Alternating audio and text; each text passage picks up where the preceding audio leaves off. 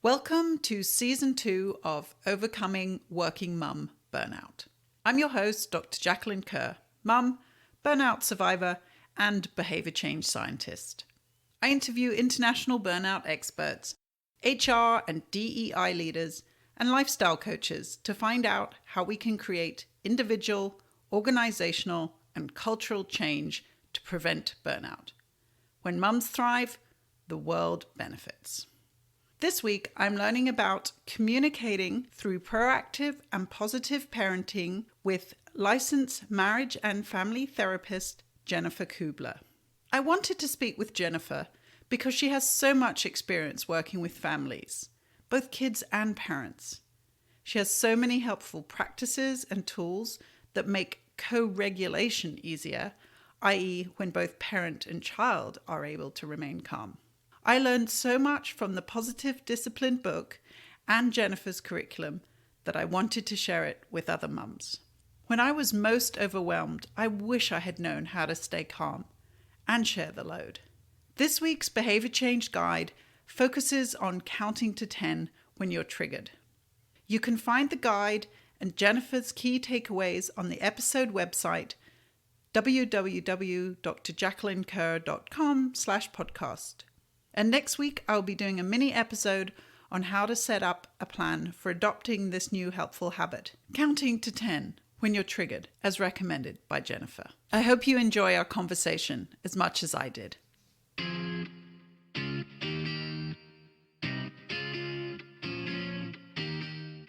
Hi, my name is Jennifer Keebler. I am a mother of one child who actually just graduated from college and just got his first grown-up job yesterday. So I'm pretty excited about that. And I am a licensed marriage and family therapist. Thanks, and congratulations to your son there. I know as a parent, that's well done to you too. Could you describe briefly your journey to where you are now in your career? Sure. I have had somewhat of an eclectic and circuitous journey, but each part of my journey has led me to being a licensed marriage and family therapist. So back in college, I majored in criminal justice and communication. I actually wanted to go into the legal field. I've always just really liked communication and studying kind of the human condition. And so my earliest career incarnation was in the legal field, starting in criminal law and then morphing into real estate and land use, which gave me a view into navigating the business environment and learning the art of negotiation, conflict resolution. I was also witness to very many unhappy, overworked young people who were having issues incorporating balance into their lives. And so I was inspired at the time to quit my job.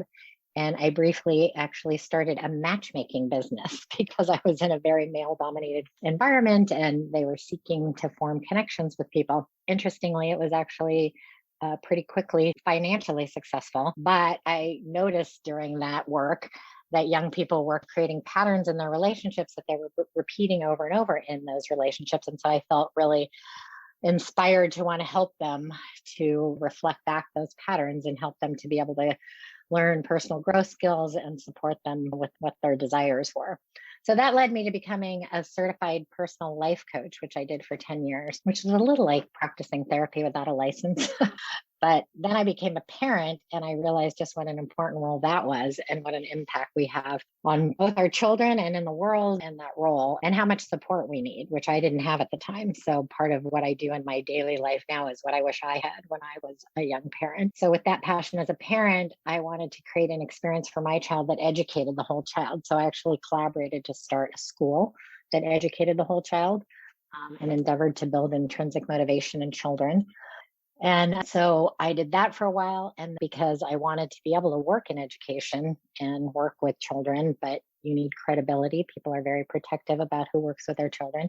So I then went back and got my master's in marriage and family therapy. So I would have the credibility with those LMFT letters behind my name. After my private school was not ultimately successful, basically because it was expensive to educate children, I actually was grateful to find a school, a public school with a very similar philosophy, including an extremely high commitment to a social emotional education. And I became the counselor and mental health provider there from 2012 to 2021. So I was really lucky to work there and get exposed to hundreds of families and work with both students and parents. And I just recently left that position to start my own practice, although I still supervise the associate MFT, who's the current counselor at the school. That is a fascinating story, Jennifer. And I feel like I just uncovered a treasure that you were previously a matchmaker. I think that would have been such a great Kahoot quiz for the kids at school. Oh, they know. They've interviewed me about it. I've been in the newsletter about it. They think it's fascinating. I was actually an investigator briefly too. I forgot to mention that. So that fascinated them. All those things helped bring a lot of understanding of the human condition of people today. So Right. I can see that. And I could see how all those roles that you've played influenced you to the point where you were just such an amazing support for my family and so many families at the school. You really had that experience of building a school yourself as well. So you understood that back end part of it, all the administrative struggles that are there as well. You really always seem to me so rounded. So that explains it now. Tell me a little more about the philosophy of the charter school you worked for and why its approach can be so helpful for families. yeah, so the school highly values social emotional learning and specifically supporting building intrinsic motivation in students. Can you explain what intrinsic motivation is? Because you've said it a couple of times, but maybe not everyone understands that term. Yeah, basically helping children to be motivated internally based on their own values as opposed to externally, as opposed to seeking approval from outside or being motivated by being worried about getting in trouble or even wanting a reward or something. So, truly an internal motivation for them. It's a pretty unique strategy for a school to take on, and it does take a lot of effort. They really understood that an anxious, depressed, or unfocused child is going to have a lot more difficulty accessing academics. So they really put a huge value in not only responding to children's social emotional struggles, but proactively establishing, like we built a whole system of social emotional building blocks that were incorporated into the curriculum at the beginning of the year that help students to learn about brain science, ways to cope, mindfulness, problem solving, conflict resolution, and all those skills that are going to go on to really support them as they develop in their life. And then positive discipline is the core of the school's philosophy, which I can tell you a little bit about if you want. Yeah, please do. Let's hear about what positive discipline is and the key elements. What I got out of positive discipline was that it definitely helped reduce the parenting stress and empowered the kids. So, yeah, tell us more about that. Yeah, so it's great to hear that helped you and your family. I definitely think that when people first learn about it, it can be a little daunting because it is hard work. And one of the things I used to tell our families is that I really honored our teachers because many of them were young and didn't have children. And when you have a child, you can really begin to understand how beneficial it might be. But if you don't have children, it would be a lot easier to motivate a child by saying, we're going to have a pizza party today if we behave, or if you don't behave, you're not going to go out to recess. So positive discipline eschews any kind of punishment or rewards. And it's based on a sense of connection, longing, significance, mutual respect, and really building that relationship. And so teachers at the school and parents who subscribe to the philosophy are taking a lot of time to build those qualities with their children, and then also being able to get to the source of the cause of things instead of responding and reacting with a punishment or even a consequence that isn't related. Children aren't learning from that. And so this technique really embraces mistakes, but learning from those mistakes and having them be different. I used to have kids come into my office all the time and say, I lost my phone. And I'd say, okay, so why'd you lose your phone? What happened? And they're like, I don't remember. I don't remember why I lost my phone. I just know I lost my phone. So to kids, you might as well toss them off a cliff. Their phones are so meaningful to them. But if they don't even remember what caused that, they're not learning from their mistake. So positive discipline is really about taking the time to embrace making mistakes, learning, being reflective about them, learning from them, and making a plan for next time. And there's a tool that I really love with the families I work with, which is using family meetings to create those experiences of noticing the things that aren't working in our family and trying new things. And of course, and trying something again. There's something called the 6 levels of moral development that if you look it up, it explains a lot about what is the basis for positive discipline again is like at the top of the pyramid of these 6 levels is kind of wanting to help kids do the right thing when no one's watching. That's what we say at our school, knowing in our heart that it's right. And down on the bottom of the pyramid is like being motivated by being in trouble, being motivated by being rewarded, even being motivated by seeking someone's approval. That may sound like a good thing, but we don't want our children only doing something because we approve of it. We want them to truly believe it's the right thing. And then following the rules sounds like a great thing. And it is, of course, but you want your child, or you hope we all as individuals are picking up litter because we care about the planet and not because the police might catch us. So again, that's all about in building intrinsic motivation. Yeah, that's great. And a couple of things that made me reflect again on our journey with positive discipline. So we definitely started doing the family meetings. I agree that's one of the best tools. And we followed the guidelines in terms of we created a little agenda that the kids could add to during the week. And I think what was great about that is rather than addressing problems in the moment when everybody's not in the best place to do it, we would just put things on an agenda and then address it calmly at another time. And then we take notes. And when we had come to an agreement of something we wanted to work on, I could then point to that later in the week because I stuck the agreements on the wall. Our house is stuck full of artwork and lists, and it's all there for everyone to see who comes into the house. Anyway, so that was just such a helpful tool. And in that, we were modeling to the kids about how they had agency and how they were contributing to our family and to the decisions we made. So I found that just an amazing tool. And I really encourage people to give it a go, as long as you enter into it, not that feeling of, I'm running a meeting, we've got to get this done, and right, shut up and listen to what I've got to say, which, we had to fight that a little bit with my husband at times because that was how he wanted the meeting to be run. But a couple of areas that I definitely had more of a struggle with was the trouble. The kids kept saying, I'm going to get into trouble. So once we shifted from saying, no, you're not going to be in trouble, that there aren't going to be punishments. There's still consequences, but there aren't going to be punishments. And for so long, they just kept repeating that back to me, but I'm going to be in trouble. And so that was actually quite hard to get them to shift that mindset. We just had to continually demonstrate it and build their trust. And I think that's so important because, again, that trust is what our communication is based on. So if they're constantly thinking they're getting into trouble, then they stop communicating with us. But I think on that note too, the other thing was the difference between punishment and consequences. I, for example, remember one time saying to my daughter, okay, if you don't tidy your room, I was really trying to get her to start picking up her room. I was like, if you don't tidy your room, then no art. And she was like, but Mom, art helps me with my stress. And then I was like, okay, I've just taken away a tool that helps keep her calm, that will help me in other parts of our life.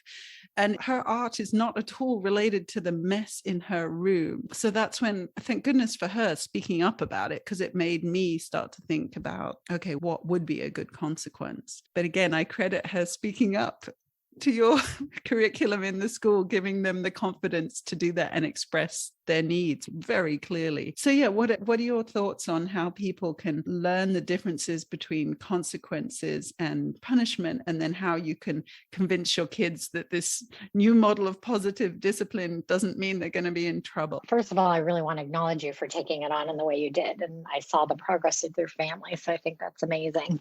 Really, it does take a commitment. Like I said, it's a lot easier to use behavior modification, but this is about that long-term thing that we always want our children to have. If they don't have intrinsic motivation, when they get towards high school, they can be over the back fence and doing whatever they want. I think you brought up some really great aspects to positive discipline, and I have to be a little careful when I talk about it because it's a 6 to 10 week program that I do with parents, so there's a lot to say.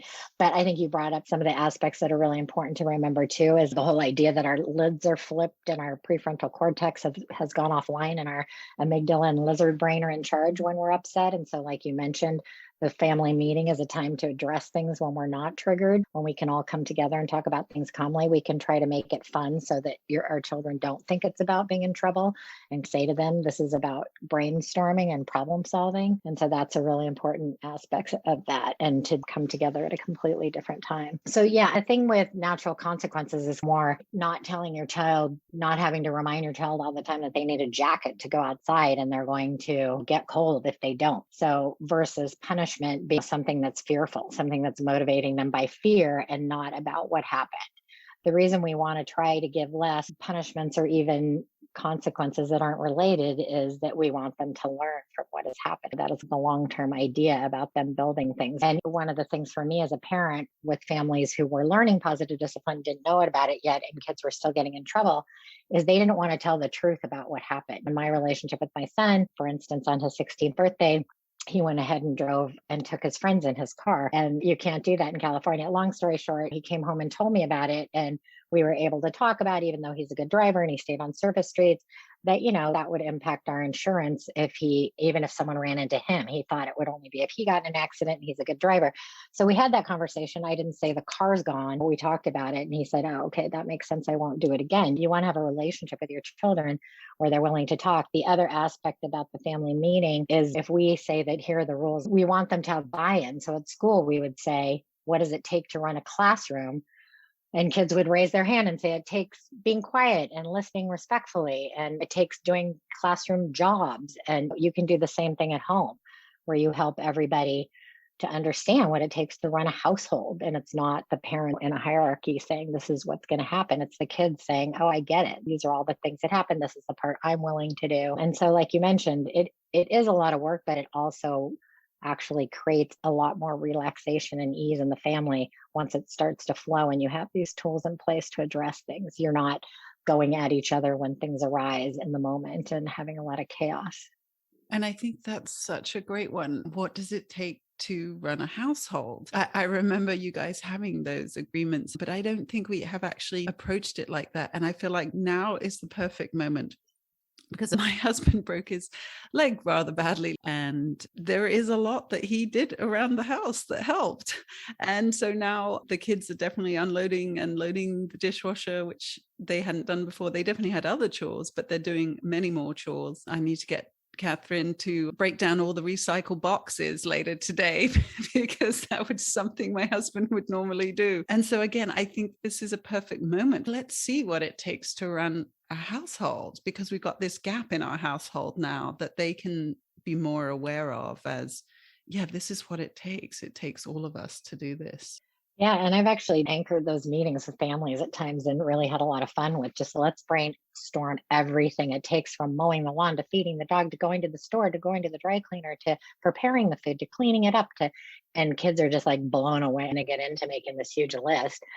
And then they look at it and you have a conversation. Is this something that mom and dad should be doing everything? And then they have fun choosing. My family, we negotiated. I don't love to empty the dishwasher. My sons all do the dishwasher. And to me, that's so huge that I don't have to empty the dishwasher. So it's a negotiation and it's a buy-in and it's a recognition that we're all part of the family. Positive discipline is creating community and a sense of belonging. And it makes you feel a part of when you're contributing. Yeah. And I see that. I definitely see that the kids love to be needed in that way. And again, we do spend a lot of time saying thank you for doing that. Yes, it's something we expect them to do, but we still recognize and acknowledge them when they do it and say how much it does help us. But actually creating that list makes me think about this other book that I've read, which is called Fair Play by Eve Rodsky. And it has a set of cards that come with it, which is basically all the household tasks in a card set, and you can just print them off from the internet. And her book is really about fair play between the husband and wife. But my goodness, I can use those cards because I've actually printed them off, because we printed them off and you're supposed to like share them between your husband and yourself.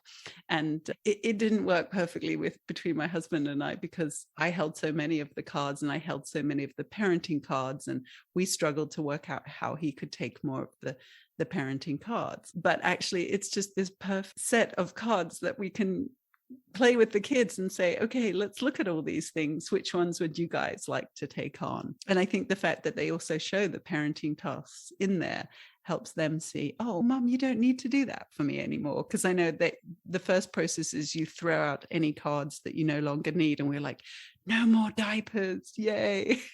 So that's great. Yeah. So tell me a little bit more about the issues that families you work with are facing, and what are you seeing there? You mentioned about the anxiety that kids are experiencing, anxiety and depression in schools, but say a little bit more again, because you've been in this area for a long time too, so you must be also seeing potentially changes. Tell me, what is, from your perspective, like the state of families' emotional health at the moment? Let's start there, and then I'll ask you about how you then help them. Yeah, anxiety is probably the thing I see the most, as we all have anxiety on some level. And we need some anxiety on some level, but it, can become detrimental. So anxiety, and I love working with anxiety, OCD, people becoming very obsessive and compulsive about things. Certainly depression. ADHD is extremely prevalent. When you talk about things that have changed a little, it has become more and more prevalent. Our school had, somewhat of a larger population that experienced that. Behavior issues, again, is something when we talk about positive discipline that really impacts the family. And so helping parents to understand how to respond to behavior issues is a very huge thing that had happened over my years, which goes into all the issues of family communication, our own personal dysregulation. So needing to regulate ourselves, marital issues in your area, obviously the whole overwhelm, exhaustion, hopelessness. There's no manual that comes with our children, parents having their own triggers from the past that come up when we have children, and people just not having enough time, not having time to be mindful, to exercise, eat healthy, and some of those things that we can talk about that are helpful. But yeah, part of the great opportunity for me about working with all these hundreds of families over 10 years at a school was that I got to see the things that came up over and over. And I tried to design a lot of programs that kind of responded to all those things, both in the building blocks and then working individually with children. So, what are some of the things that maybe you developed for specific problems that you can describe? Yeah. So I mentioned anxiety is one of the things that affects a lot of people. And one of the things, again, that I appreciated about our school, and I try and work with families privately, is doing things to help with anxiety proactively. Mindfulness was a part of our program. Mindfulness is something that is becoming very prevalent with everybody from sports, people in sports, to politicians, business people, because there is so much scientific data that supports the fact that it actually changes your brain. And so if you can help families to learn about mindfulness and practice it, it can do so much to help you regulate differently and help you be able to respond instead of react to things. So, the power of co regulation, the thing about being a parent is if we can help ourselves, then we can help our kids by co regulating. And this can even be true in married couples. If you respond differently when your spouse gets upset with you, if you engage, it's going to escalate. But if you can diffuse it and stay regulated yourself, there's so much power in that. And again, mindfulness can really help us with that. SPACE is a program that I started doing at the school last year that was developed by Yale, which is actually a program that they have determined that you can work with parents, just parents, to overcome anxiety and OCD in children. It's been empirically tested in like a time period of 10 sessions, because we can start to understand the ways that we're accommodating our children and increase our support of them and decrease accommodations. And it has been very effective in shifting childhood anxiety. So that's pretty exciting. I've done exposure therapy with kids, both when kids have OCD, but also just with anxiety. One of the biggest things that I tried to help kids with at school, you might remember the poster that I had up in my office that was about building distress tolerances, us just getting comfortable with discomfort. One of the things you hear people commenting all the time about how kids don't want to do anything that's hard for them anymore, and they're doing video games all the time.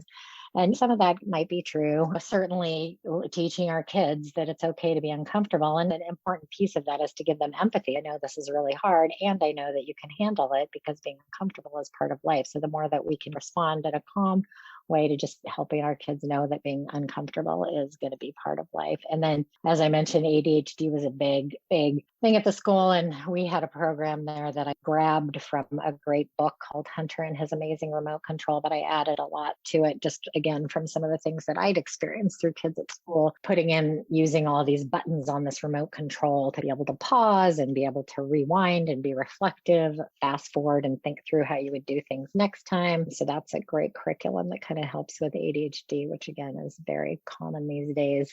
And the remote control was definitely something that we had printed at home and that the kids could really understand and relate to and use when they needed it. So that definitely was a great tool for them. Over the years, as all the kids had started to learn it, that even though we taught it from K to 5, the middle schools all knew it. Most of them knew it from being in K to 5. And so then they would start to teach their peers about it in middle school. I think the kids really felt like that was a good tool for them. And just in terms of mindfulness, that's something that I have definitely tried. So I do some work for the scientific director of Calm. And so she gifted me the Calm app for Christmas last year. So I did go through the 30-day Calm program. And now I definitely use their sleep stories for both myself and for the kids. Actually, both kids have benefited when they couldn't sleep listening to the sleep stories. But tell me a little bit about your mindfulness practice, how you get kids to do it, because I definitely have found it challenging to have a mindfulness habit. Yeah, thanks for asking. And at school, we were lucky enough to be able to put it in the curriculum and explain to the kids why we put it in the curriculum, because we don't want to ask kids to do something that we didn't explain and have them understand the reasons for it. And I was very open with kids about letting them say, I hate it, but I understand it, because it is very difficult to get families, even adults, to practice it regularly. People do it and then say, that doesn't feel very good. I don't really like it. And I certainly, many years ago, when started practicing, I was one that, was peeking at the clock with one eye. Have I done my time yet? And now I just love it. Like, I just love it. And my husband and I both practice, and we can tell if we get off track on it. So the thing about mindfulness is it has been scientifically proven to change your brain. It shrinks the size of your amygdala, your alarm system, helping it to be able to respond better. So if you are able to do those things proactively, it starts to calm your brain down in general. And then in the moment, you can respond by using mindfulness as well, taking some deep breaths and trying to just be present in your body instead of reacting to things. So those are the two ways to do it. There's lots of different ways when you talk about kids. There's tons of apps. You mentioned the Calm app. I have a page of probably 20 of them that I share with parents. There's Zen Go Noodle ones for little kids where they're like pretending they're an ice cube and pretending they're melting, things that are going to help you get in your body, be present in your body. Body scans can be really helpful. I have kids go out for mindful walks. So let's stop this hike. And for 5 minutes, we're just going to be completely quiet and we're going to listen. We're going to use our 5 senses. And then you stop them after 5 minutes and say, okay, now what did you hear, smell, feel, all of that? And they're like, oh, wow, I heard the birds chirping. I didn't notice that before. I smelled the leaves. I felt the breeze, because then they were just in their minds thinking or talking, or they weren't really present in the moment. Or you can take your kids for a color walk and say, let's look for red, let's look for blue. And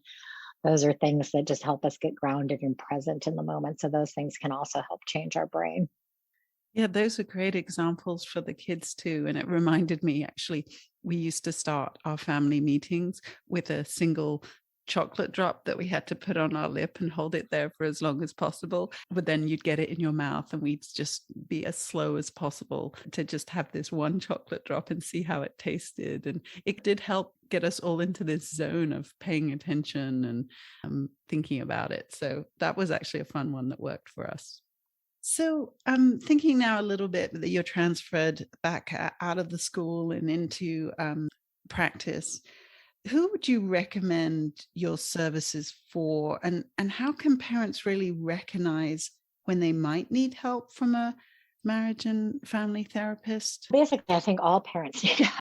Yes, you're right. You're right. It's not such a big thing, is it? If we didn't see it as this big, awful thing, right? It would just be, this is one of our tools. Parents have a lot of struggles. It's difficult. It doesn't matter if you have 1 kid or 5 kids, 10 kids. It's difficult. It's isolating. If you're working, trying to balance things, that can be more difficult. So when parents start to struggle with children's behaviors or mental health issues, it's definitely key time to get help. And like some of the tools we already talked about can be really helpful with parents with changing behaviors at home. Parents often want to hand a therapist their child and say to fix them. But what I feel like it's incredibly empowering for the parents to know that they have so much that they can do, not in a negative, shameful, blaming way, but just there's so much you can do as a parent that can change. And even in any relationship, even in our marriages, it's like a dance. And if one person changes the dance, the other person has to change their steps. So I really think a lot of parents, if they can, afford to have a therapist that works with them and the whole family experience is very helpful. Definitely, if you have a child who's struggling with any sort of health issues, anxiety, OCD, depression, ADHD, suicidal ideation, unfortunately, had a very common. Lots of kids experience suicidal thoughts. Thinking about them, it can be very scary for a child. Oftentimes, that's combined with behaviors, and it can feel very scary for parents to want to help their child feel uncomfortable when they're worried that their child might take their life. So that is definitely a time to get help from a therapist. And just noticing if your child's actions are impairing their life functioning. It can be a child who can't pull themselves away from a video game to come to the table for dinner. You're going to want to have some strategies that are going to help your family come together with better communication. Just families learning how to communicate and problem solve. Like we mentioned, buy-in, making agreements. You mentioned putting up your family agreements, making agreements just like we did at school, and having regular family meetings. So all those reasons are great reasons to seek somebody out to get help. But I would say I love working with children, but in the moment, I'm pretty excited about helping parents. I feel like parents can be extremely impactful in the whole family's experience. And I mentioned briefly, but some of the new programs I'm really excited about being in the midst of creating and delivering are the space program that I talked about. The thing about some people's views of therapy is they think they're going to get into therapy and they're going to be paying for it and going to therapy forever. But some of these programs have a very distinct starting and ending time, like space is 8 to 10 weeks, and designed to be able to overcome anxiety, which is pretty powerful. And this has empirical evidence from Yale, and it really supports a lot of things that I knew to be true. Having a distinct timeline like that can be really emotionally satisfying for parents. And I would say at the end of parents going through it, they're saying they're really understanding how to increase support for their children and recognizing also that as much as we want children to be happy, that it's also important to allow them to be uncomfortable. That's been one of the biggest takeaways that I've heard from parents. And the whole idea of 8 to 10 weeks is something that I've always known in brain science. It takes about 8 weeks to form a habit. So doing something for that long can be really great. I also am designing some very specific positive discipline trainings again that are going to have kind of a distinct starting and ending so that parents can really feel like they're learning all those systems and getting a lot out of it. Great. I so appreciate that, because I think you're right. People do sometimes feel like therapy might never end. And so having these programs is so important. But I also do think it really reflects the expertise that you have developed over the years, because to me, being able to facilitate programs, run programs, teach people skills, it is not easy. I'm a behavior change scientist, and that's really what we try to do, is teach people new habits and new skills. And it takes a lot to do that. So I really appreciate that those are the things you're doing, because I think sometimes people feel with therapy that a lot of issues get raised, but maybe they don't go away knowing how to solve them. And that's why I loved coaching as well, because I think you have that background too of the coaching. And that's why I found coaching was often very good at helping me then develop the skills to solve some of the problems. So I think it's great that you're just bringing all this experience to these really important issues. It's not just about learning. It's just not about awareness. It is about developing skills. So I very much appreciate that you're doing that. Thank you. A lot of it came, like I said, from my own struggles, and I'm human and flawed. And I have a lot of compassion and empathy for people I work with, because I've gone through the same things. I'm not any better. I still struggle with things, and I'm still learning and growing. So with neuroplasticity, that's good for all our brains to continue to do that. Exactly, at any age. So just shifting a little bit to the topic of all of this is relevant to this podcast, but the particular focus on burnout. How often are you seeing parents who are burned out, either burned out as parents or burned out from their work, and then their work is affecting their parenting and the family as a whole? So how often do you see that, and how do you help people with that? Yeah, your podcast is very relevant because I would say most parents are burned out for one reason or another. You may remember at the beginning of the year when we were going through the pandemic, I had the great opportunity to meet with every single of the 425 parents at our school online. And I did these little quizzes for them where they were live interacting and, they were all like burned out. And you can be burned out for different things. I was lucky enough to get to stay home with my only child, but it was overwhelming to me to be home with my only child. You're not having that kind of social interaction. So that can burn us out mentally. Parents who work, our culture, and like we were talking a little bit before the podcast, the expectations of moms they put on themselves to do it all. Dads are certainly doing a lot more than they used to way back in the day when I was growing up, but there's still some things that kind of fall into those stereotypical ways that people think about families being run. Like you were saying, you had more of the parent cards on your side. And then just our whole society, it's designed over the industrial era in terms of how much we work, how much our kids are at school.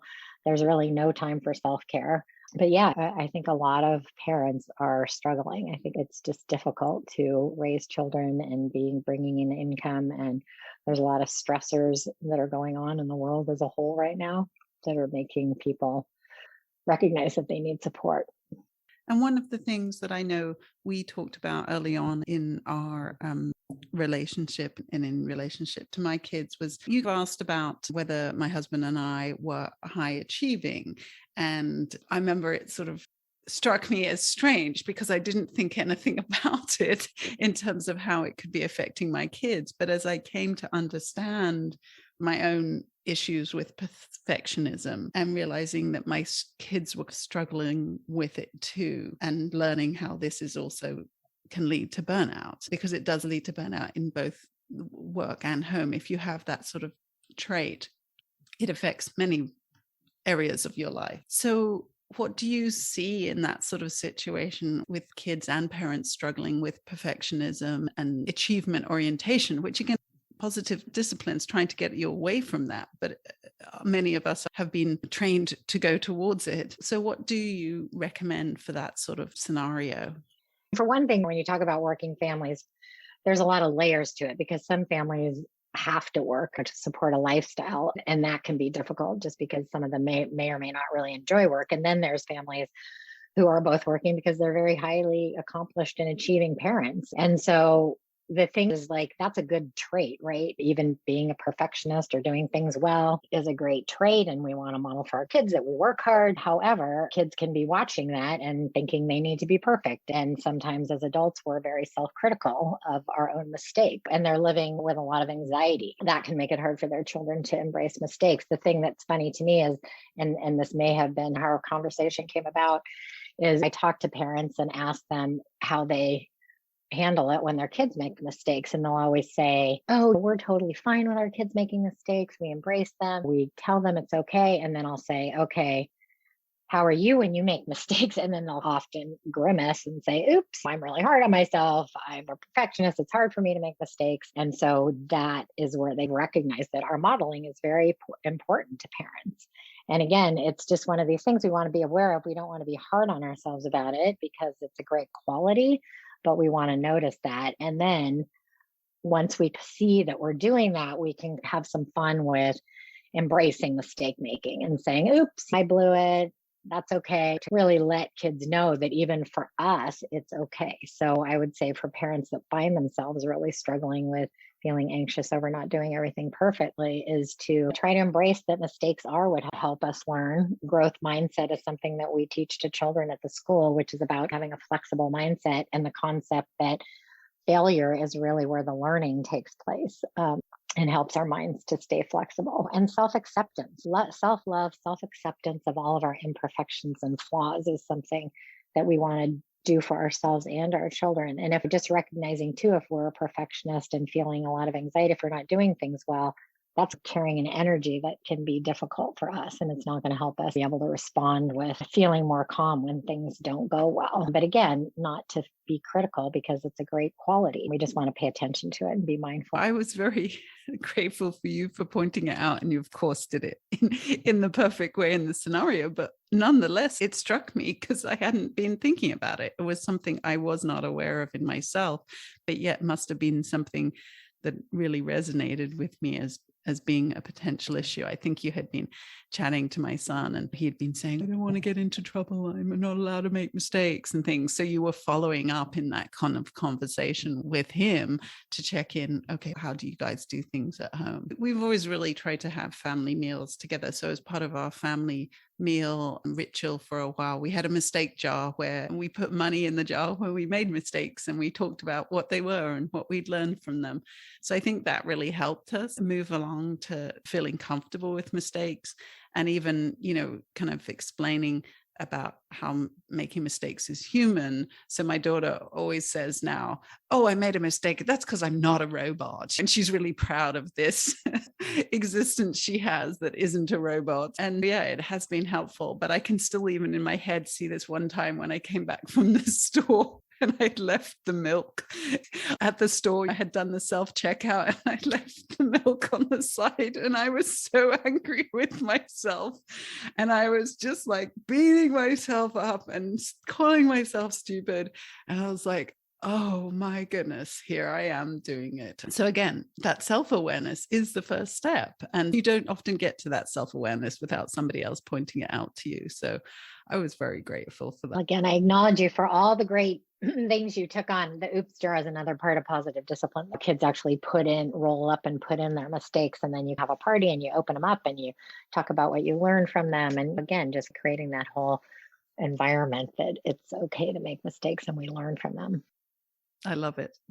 So just wrapping up, Jennifer, thank you so much for your time. Is there one behavior change that you would recommend for families to start today? Because we've talked about a lot of things, and obviously what we've talked about requires a lot of support. As you mentioned, these are our long-term behavior change efforts that come with curricula that last several weeks. I got a lot from the book, but obviously I did have your support because the kids were being trained at school while I was also learning at home. But if there's one behavior you could recommend for families to start today, I love to leave with something that they can action. I definitely think what we talked about in terms of proactively calming down your nervous system, for people who want to look into, understand a little bit more about mindfulness, it can look like yoga, but doing things that help your nervous system calm down proactively, yoga, exercise, eating, or something else, is going to, again, give you that empowerment to be able to respond instead of react. If you can create a pause when you get triggered, and we all get triggered, and be able to just breathe, count to 10, use self-talk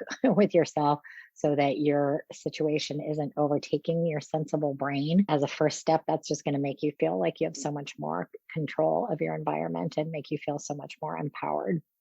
And how do you notice a trigger? That has a lot to do with a lot of things I teach as a therapist. For instance, if I go to the sink and my husband has left dishes in the sink and I make it mean something like, oh, he doesn't care about me, then that's like making it mean something and triggering me into getting upset, versus being able to tell myself, he probably just didn't have time this morning. People do it all the time where they make assumptions about people, but really those are reacting to an old wound or something that is a trigger for us. And I don't know if you remember, but the kids learned about them in terms of storm starters, of what are things that start your storm. And if you look at those storm starters, because for some people it might be someone leaving you out, or it might be not doing well in school. And we all have different things that really trigger us. And they're usually about something that happened, which as a therapist, you get to go back and look at and recognize what the true source is, because we carry those things forward. If our parent left us when we were young, we might have abandonment issues. And then whenever somebody doesn't return a phone call, that abandonment issues come up. So storm starters is a fun way for families to talk about it all together, of just sharing the things that really make our brain feel upset, make our emotions feel upset, trigger us.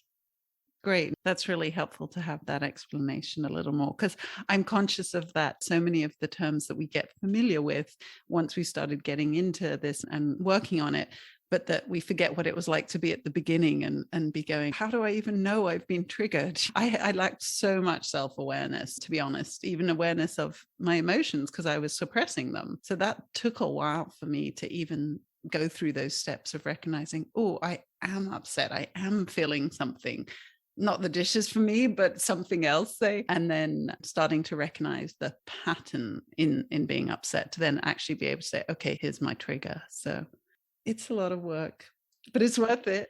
Exactly. And I think one of the most important things for people to, get help, I think we touched on this, is just for people to understand that it's normal and empowering to get help. There's nothing wrong. We're all human. We're all flawed. And so working with someone, I think, on anything that you're struggling with individually or as a family can only benefit everybody.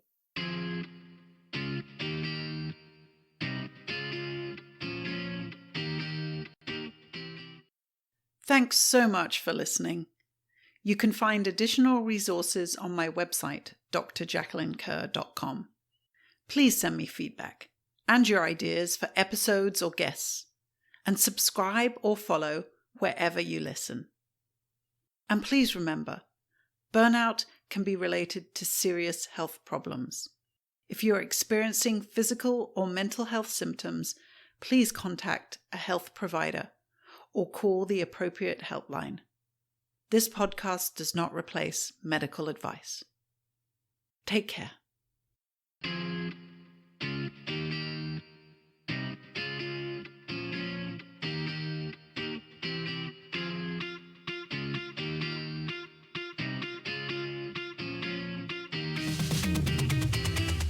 Take control, you're a fighter. Push the limits and see it, you're already there. Told you we going higher. Ain't no stopping us, we're going in for the win. And we're gonna celebrate. Then we're gonna do it all over again. And we're gonna rock this place, 'cause this is our day. We're gonna do it together, through any weather, rain, sleet, storm or hell. We're gonna prove it together, move it together. There's no option to fail. We're gonna do it together, through any weather, rain, sleet, storm or hell. We're gonna prove it together, move it together. There's no option to fail. Close your eyes, feel the power. Everything that you need and more is within. 'Cause this is the hour. We're gonna